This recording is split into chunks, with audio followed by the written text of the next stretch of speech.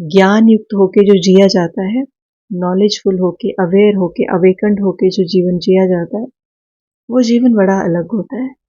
लेकिन जो ऐसा जीवन हम जीते हैं जिसमें हम सोए हुए हैं, सोए हुए माना होश में नहीं है, अवेयरनेस से काम नहीं कर रहे, लेकिन अलग अलग कहानियां, परसेप्शन, दृष्टिकोण, पुरानी बातें, पुरानी आदतें, पुराने संस्कार, उनके अकॉर्डिंग जब हम जीवन बिताते हैं, तो वो जीवन होती है सोई हुई जीवन।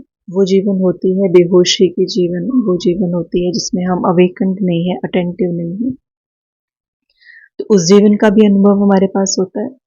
लेकिन जब हमें ज्ञान मिलता है, जब हमारी एक स्पिरिचुअल ग्रोथ धीरे धीरे होना शुरू होती है, तो वो पर्सपेक्टिव, वो दृष्टिकोण एक बहुत नया दृष्टिकोण होता है, जिसमें हमें समझ में आता है कि पुरानी जीवन शैली में जहाँ हम सोए हुए थे, अनअवेयर होके काम करते थे, वहाँ क्या गलतियां हम करते थे और उन गलतियों को हम कैसे इम्प्रूव कर सकते हैं।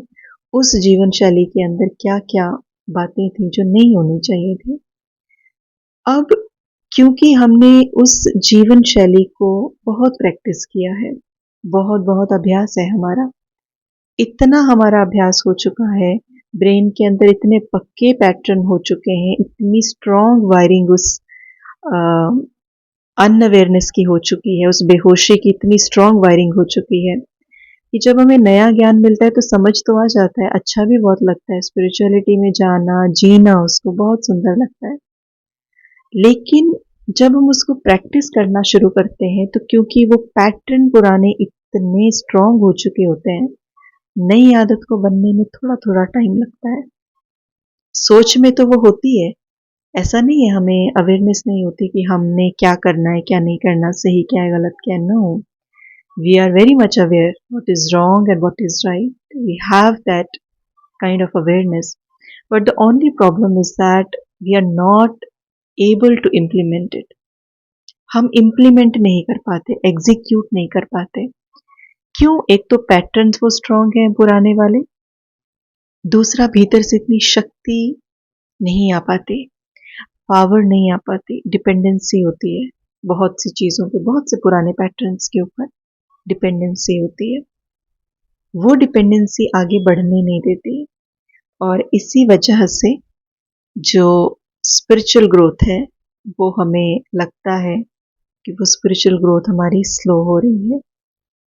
तो इसलिए बढ़ते तो आगे जाना ही है, लेकिन बहुत सी बातों का हमें ध्यान रखना है, क्योंकि ये रास्ता एक ऐसा रास्ता है जहाँ फेलियर वाली फीलिंग बहुत जल्दी आ जाती है, the feeling of disheartenment on practical ground, क्योंकि हम बार बार कोई चीज़ ट्राई कर रहे हैं and if again we are failing in it, बार बार हार का सामना करना पड़ रहा है। तो कई बार ऐसा भी होता है कि आपको लगता है अच्छा okay I am the failure, मेरे से कुछ नहीं होगा।